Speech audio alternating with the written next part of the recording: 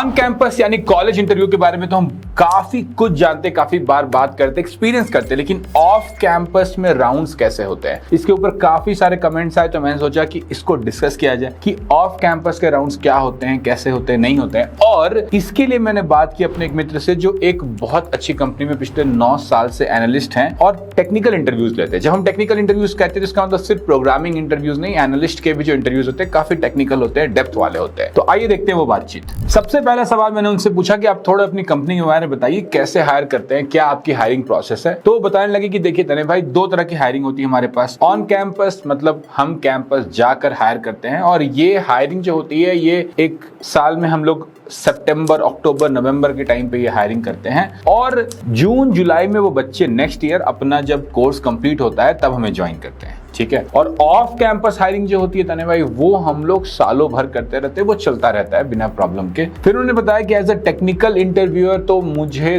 दोनों ही देखना पड़ता है, ऑन कैंपस भी ऑफ कैंपस भी, लेकिन मेरा बस चले तो मुझे तो ऑफ कैंपस ही बेटर लगता है। जैसे ही उन्होंने ये बोला मुझे लगा अरे थोड़ा और बताइए, ऐसा क्यों कह रहे हैं आप जब ऑन कैंपस जाते हैं तो आपको एक बड़ा पूल नहीं मिलता है, आपको ज्यादा मजा वहां आना चाहिए। नहीं, तब उन्होंने मतलब साफ शब्दों में कहें तो रोना शुरू किया। उन्होंने कहा कि कहाँ तने भाई, पूछिए मत, ऑन कैंपस में तो भाई कमर टूट जाती है। सुबह 6 बजे निकलते हैं यहाँ से, 9 बजे की पीपीटी रहती है, दिन भर उसके बाद बैठो, इंटरव्यू लो, एक कमरे में बंद हो जाओ, और कहाँ हम लोग 8-9 घंटे दिन में काम करने वाले लोग कहाँ 18 घंटे लग जाते हैं, रात को वापस आते आते होटल आते आते 10-11 बज जाता है, फिर सुबह की फ्लाइट लो, वापस ऑफिस ज्वाइन करो। तो मैं तो मतलब मेरे लिए तो वो बहुत मेहनत काम है, मेरा बस चले तो मैं तो ना जाऊं भैया कैंपस हायरिंग करने के लिए। तो ये बात थोड़ी हजम नहीं हुई, क्योंकि हम लोग जब कॉलेज में थे खुद भी, तो मतलब जो आते थे उनसे उनकी बड़ी खातिरदारी होती थी। तो मैंने कहा अरे ये क्या कह रहे हो यार, आप कितनी खातिरदारी होती है कॉलेज में, आप कैसी बातें कर रहे हो, कैंपस में तो लोग आपको देवता की तरफ पूछते हैं। फिर उन्होंने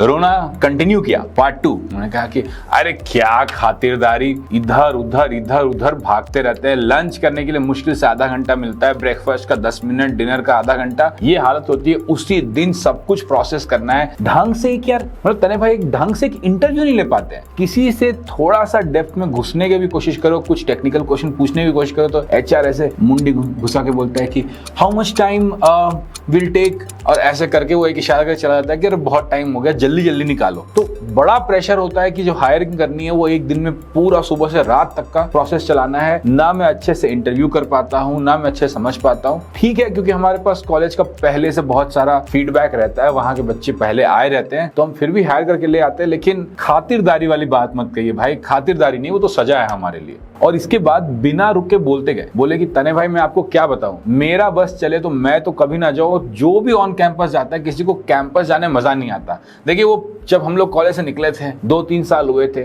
तब कॉलेज वापस जाके इंटरव्यू करने में बड़ा अच्छा था। हम लोग लिंक्डइन पे लिखते थे कि other side of the table, वो बचपना अच्छा था। लेकिन इंडस्ट्री में काम करते हुए कैंपस जाओ, जाकर पीपीटी दो, इतनी भागा दौड़ी मचाओ, और उसके बाद हायर करके इतने कम समय में लाओ, कितना बड़ा काम है हमारे लिए। मतलब मैं आपको बता रहा हूं, अगर इंडस्ट्री को ऑफ कैंपस सही से हायर करने का तरीका मिल जाए तो लोग ऑन कैंपस जाना छोड़ देते हैं। भाई मेरी बात मानो आप। अब उनके ऑन कैंपस का इतना रोना सुन लिया था हमने सोचा थोड़ा ऑफ कैंपस के बारे में ही बातें कर लेते हैं। तो मैंने उनसे पूछा कि ठीक है, ऑफ कैंपस आपको पसंद है तो चलिए उसके बारे में ही बताइए, ऐसा भी क्या आपको ऑफ कैंपस में अच्छा लगता है। तो फिर उन्होंने शुरू किया कि क्या बताए तने भाई, फायदे ही फायदे। पहली चीज जो मुझे अच्छी लगती है कि देखिए ऑफिस में काम कर रहे हैं, मीटिंग के बीच में 1 घंटे आधे घंटे का मीटिंग शेड्यूल्ड है, आदमी गया उसी मीटिंग रूम में जहां अपने आराम से एक इंटरव्यू ले लिया। तो ऐसा नहीं है कि मेरी लाइफ पूरी डिसरप्ट हो गई, तो वो तो बड़े मजे हैं। दूसरी जो मुझे बड़ी सहूलियत लगती है, देखो यार आपको मैंने बताया हम लोग जाते हैं जब सितंबर अक्टूबर के टाइम पे, बच्चा ज्वाइन करता है जून जुलाई में, करेगा नहीं करेगा वो भी क्लियर नहीं रहता है। और ऑफ कैंपस में जब हम हायर करते हैं तो अभी 2 महीने पहले हमने 2 लोगों को हायर किया था, दोनों लोगों ने ज्वाइन भी कर लिया। मतलब जितना नोटिस पीरियड है उसके थोड़ा 10 दिन 5 दिन आगे पीछे में सब ज्वाइन कर लेते हैं। तो वो टेंशन में रहती है कि आज सीड डालो, पेड़ बढ़ेगा, फल होगा, वो जल्दी जल्दी होता है, तो प्रोसेस भी थोड़ा फास्ट है। और देखिए सबसे अच्छी बात मुझे क्या लगती है भाई इसकी, कि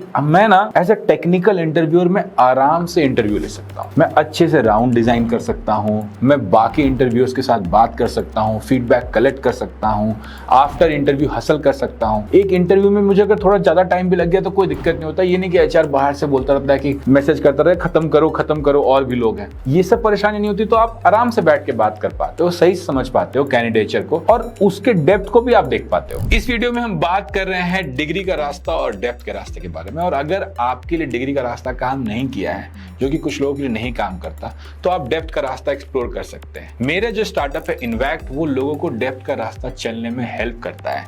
अगर आपको भी कुछ हेल्प की जरूरत है तो जरूर से एक बार invact.com चेक कर लीजिए। मैं लिंक यहाँ भी डाल दे रहा हूँ, डिस्क्रिप्शन में भी डाल दे रहा हूँ, शायद आपके काम आ जाए। तो फिर मेरा अगला सवाल था कि आपने अभी ये कहा कि अच्छे से आता है, अच्छे से आता है का क्या मतलब है आपके हिसाब से? तो उन्होंने बोला कि देखिए, अभी कुछ दिन पहले मैंने बताया आपको एक कैंडिडेट ज्वाइन किया था, तो मैंने उस कैंडिडेट का इंटरव्यू लिया था। तो मैंने उससे पूछा कि अच्छा बताओ क्या आता है। उसने रिज्यूमे में बहुत कुछ लिख के रखा था, एक्सेल, डेटा विजुअलाइजेशन वगैरह वगैरह। अच्छा क्या आता है बताओ इसमें? तो उसने कहा कि सर ये देखिए, मैं डैशबोर्ड डेटा रिपोर्टिंग अच्छे से कर सकता हूँ। कुछ बनाया है तो दिखाओ। तो उसने दिखा दिया, उसके पास लिंक था रेज्यूमे पे, उसने फट से क्लिक किया, दिखा दिया, देखा मैं डैशबोर्ड मुझे अच्छा लगा, डिसेंट था, ठीक है, उसके एक्सपीरियंस के हिसाब से एज अ फ्रेशर मुझे सही लगा। मैंने पूछा कि ये जो डैशबोर्ड है ये तुमने बनाया है? तो हाँ सर। अभी दोबारा बना दोगे? बोला हाँ सर। तो मैंने बोला बनाओ। 5 मिनट में उसने बना भी दिया। तो अरे वाह, लड़के का हाथ खुला हुआ है। फिर मैंने उससे पूछा कि डेटा कहाँ से लाया? तो बोला सर डेटा एक ओपन डेटा है प्लेटफॉर्म, वहां से मैं लेकर आया हूँ। और फिर क्या क्या किया डेटा पे? तो उसने बता भी दिया कि सर डेटा को ये किया, ऐसे क्लीन किया, वैसे क्लीन किया, पूरा प्रोसेस किया, पूरे सिस्टम अच्छे समझा पाया। अब देखिए, जिस कैंडिडेट का हाथ इतना खुला हुआ था उसको तो मुझे अगले राउंड में भेजना ही था। तो मैंने एचआर को बोला यार बढ़िया कैंडिडेट है, इसका दूसरा राउंड भी करवा दो। क्योंकि ऑफिस में थे और भी टेक्निकल इंटरव्यूअर्स थे, तुरंत हाथों हाथ उसी दिन उसके 2 राउंड्स और हो गए, ऑफर भी अगले दिन रिलीज हो गया। तो अच्छे से चेक करने का जो आपने पूछा था तने भाई, उसका सिंपल मतलब यही होता है कि जो भी कैंडिडेट ने कहा कि उसके रिज्यूमे पे उसे आता है, हम उस पर थोड़ा ड्रिल करेंगे। हम देखेंगे कि उसका हाथ खुला है कि नहीं।